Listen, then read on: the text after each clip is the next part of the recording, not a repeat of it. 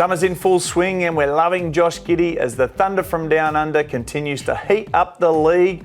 Hello and welcome to Fox Sports Lab NBA. I'm Ben Dixon, your host, and as always, our expert of NBA, Jaymz Clements. Welcome, James. Thanks, Ben. I'm like me in a bakery. I'm ready to roll. Let's go. You certainly don't show it. Coming up, we'll tell you why Josh Giddey is all-star material, and we look at the hype surrounding French wonder Victor Wembanyama, and of course, Carlos Boozer is back to make his big game predictions. Let's not beat around the bush, James. We are seeing the greatest ever string of offensive performances by an Aussie in the NBA. Should Josh Giddey be an all-star in 2023? Should he, Dicko? Yes. Will he? No. Oh. It's a tough one. Look, it's not to do with Josh.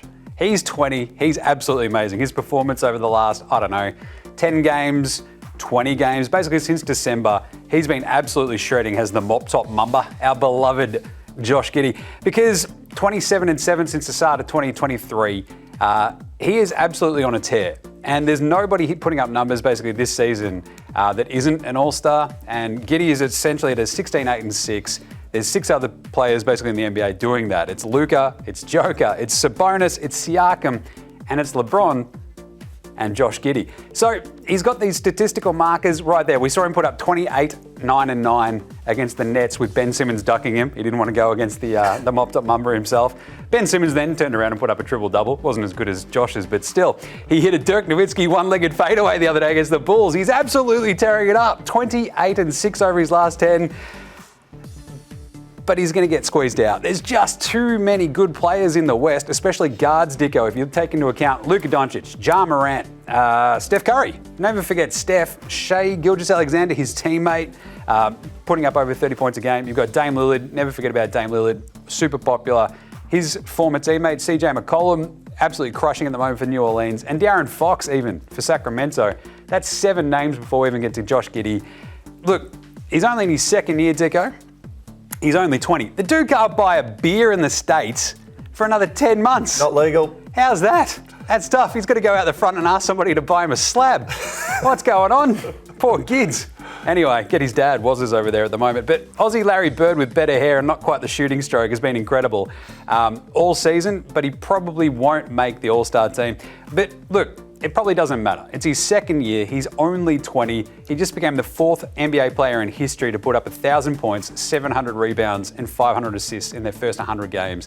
The other ones, Luka Doncic, our man Ben Simmons, Grant Hill, who I've heard drink Sprite, and the mop-top mumber Josh Giddey. He's already hitting incredible historical markers. He's going to be fine. He just probably won't make the All-Star team this year, but he should, because he's awesome. An absolute legend already. I cannot believe you said that. We've ticked over the halfway mark of the season, so it's time for you to put your professor's hat on, James, and look at 2 divisions that are falling off the pace. Firstly, how are you marking teams in the Southeast where Miami and Atlanta are in the knockout fight? This is it. It is a bit chaos there in some of these divisions at the moment, Dicko. The Southeast is horrible. Absolutely horrible. If I want to put my halfway professor hat on, I'm going to give Miami, let's call it a B. Oh. They're fighting through injury this season, but they're just staying above 500. But the problem is, I'm just worried about Miami having the ceiling of basically any other team above them in the East.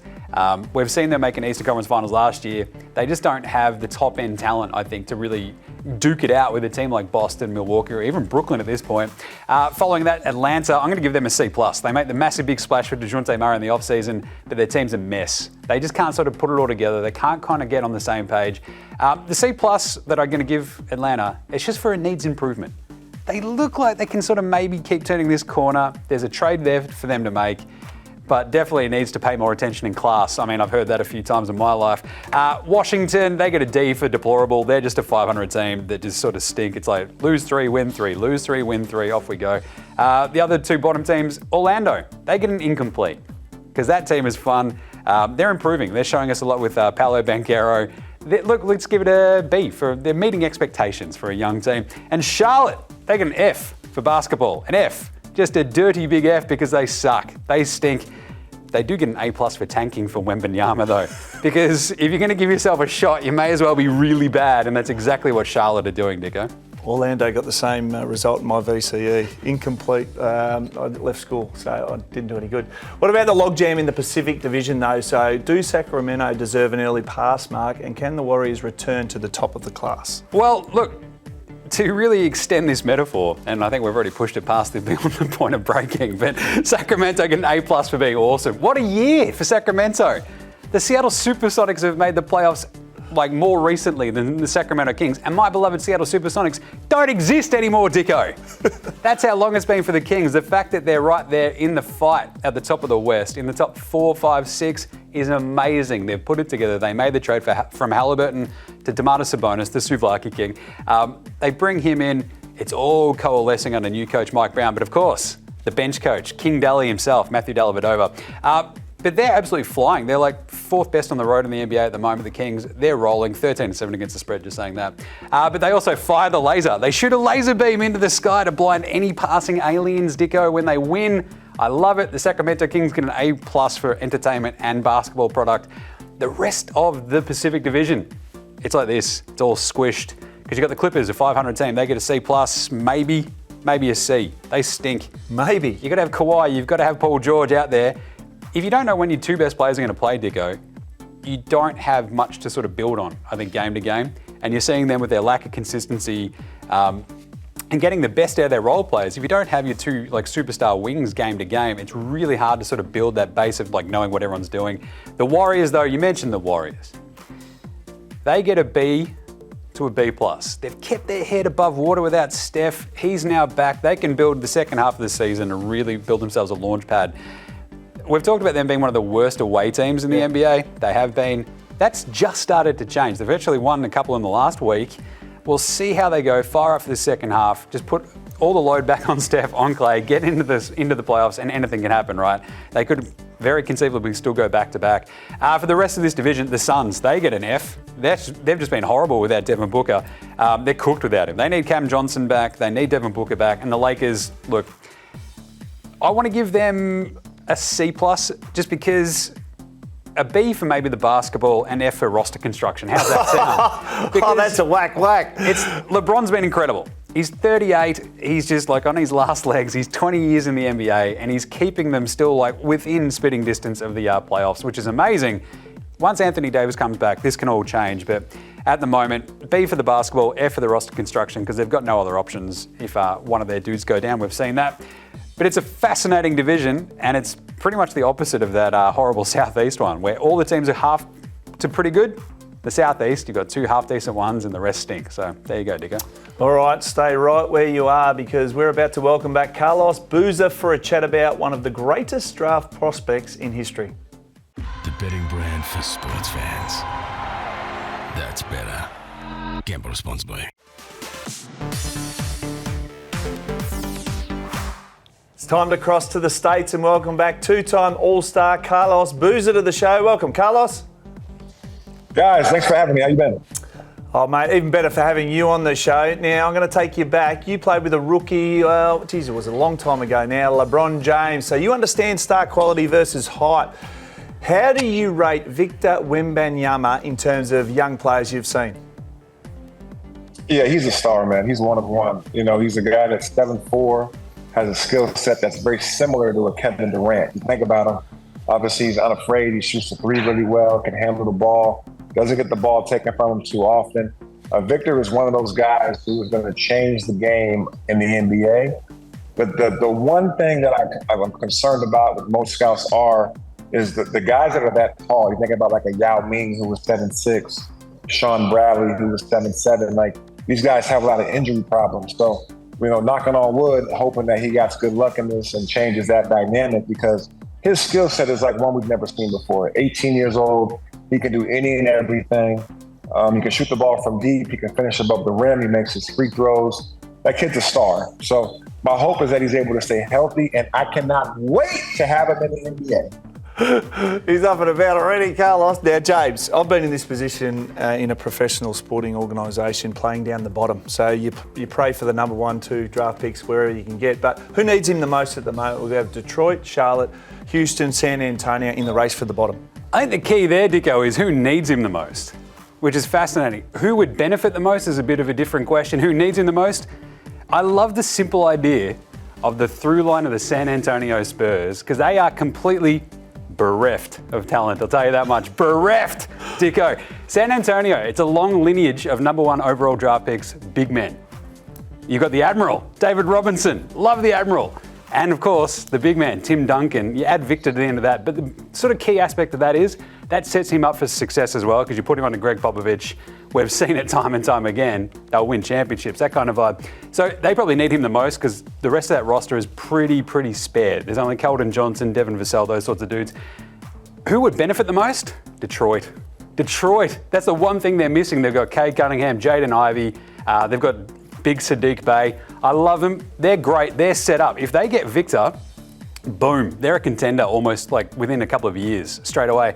Charlotte, LaMelo, fine. That'd be a excitement machine. That'd turn that franchise around. Houston, they're just a mess in general. They've already got all their young dudes. They've got Şengün, they've got Jabari, they've got Jalen Green, they've got KPJ, the soup thrower. But I think that'd just be a mess of a situation for him to go to. So I'd rank them: San Antonio, need him the most; Detroit, benefit the most; Charlotte would be very fun; and Houston, I'm staying way clear. I want no bar of that Houston Victor Wembanyama sauce. Get me away from there, Carlos. Get me away from there. Carlos, I'm going to ask you, because he loves that question. Who needs him the most? So, Victor, who do you think out of those teams? Yeah, I agree with James. I mean, I think that San Antonio and Popovich would do such an amazing job with Victor. And the other thing, that he had Tony Parker, another guy that's from France, maybe dealing with a little bit of the culture shock coming to America from Paris, or where he's at in France. And then he's one of the best coaches of all time. He's been able to, one of the great things that he does is he brings talent from around the world, gets them to all play on the same page, and they go after championships. So I would love to see Victor land in San Antonio to be coached by Greg Popovich. But can you imagine if he went to Detroit with that talent? In 2 years, they would be studs in the Eastern Conference, no question. All right, I'm going to stick with you, Carlos. Are we overlooking Scoot Henderson, because he's projected as the number 2 draft pick, and a pretty good consolation prize, isn't he? Yeah, I like him a lot. Very, very athletic, very explosive. I mean, he kind of reminds me of like Derrick Rose at 18 when he was at Simeon High School in Chicago. Very similar. Explosive, gets to the basket. Nobody can stay in front of him. And the sky's the limit for this guy. I mean, obviously, if it wasn't for Victor, Scoot would probably be the number 1 pick in the draft, but there's Victor. And he's obviously very special. So I think Scoot's going to have an incredible NBA career. I see him as like another Derrick Rose, Russell Westbrook kind of point guard. All right, that's a fascinating look at Wembanyama. Coming up next, our experts go head-to-head in the big call. The betting brand for sports fans. That's better. Gamble responsibly. Time for our favourite part of the week, predicting the future in the big call. Carlos, we've already touched on the Warriors. Will the Cavs take advantage of their terrible on-the-road record? Yeah, the Cavs are one of the better teams in the Eastern Conference. I know they've been going through a little bit of injury stuff here or there, and I like their team very much. But I got the Warriors, man. Steph Curry is back. I think they're going to try to right the ship and start getting more road wins. The Cleveland Cavaliers is a tough place to go in and play. I've been there. The fans come out. The team is obviously very talented. They got some of the best bigs in the game in the Eastern Conference for sure. You think about Allen and Mobley and those guys. Kevin Love has had another really good season. And their guard play is really terrific, especially Donovan Mitchell. That may be the trade of the summer. He's had such an impact on that team. So I do think that this is a capable Cavs team that can beat the Warriors. But I feel like they're starting to turn that corner a little bit. Steph Curry got those guys playing well. Draymond Green is playing better. Jordan Poole has been outstanding. And Klay Thompson starting to round into shape. I just would really love to see Wiseman. We kind of all expected Wiseman to have this huge jump this year. Hasn't happened yet. And that may be the one thing the Cavs have in their favor is their front court and size. James, you going with the Cavs? I'm going to go against Carlos here because you've got Clay, you've got Steph. I love it. But they're going up against the new Splash Brothers here, Carlos, Darius Garland and Donovan Mitchell. At home, the Cavs, I think they're 19-4, and the Warriors' road record is just abysmal. And I think the Warriors are on a back-to-back for this one. So I think the Cavs at home will just be a little bit too strong. But I think Carlos is right. I think the Warriors are turning this one around. All right, the Grizzlies, James, on fire. So is LeBron James. Who takes the points on the Lakers' home court? In LA, I'm going to go Memphis because Ja Morant, Triple J, Jaren Jackson Jr., they've got Desmond Bain back. I love this Memphis team, clearly. They're 11-10 on the road as well. That's basically good for 6th best in the NBA. They're cruising at the moment. They're absolutely laying waste to teams. This Lakers team just isn't good enough defensively at the moment. Until they get Anthony Davis back, I can't trust them just to slow anybody down.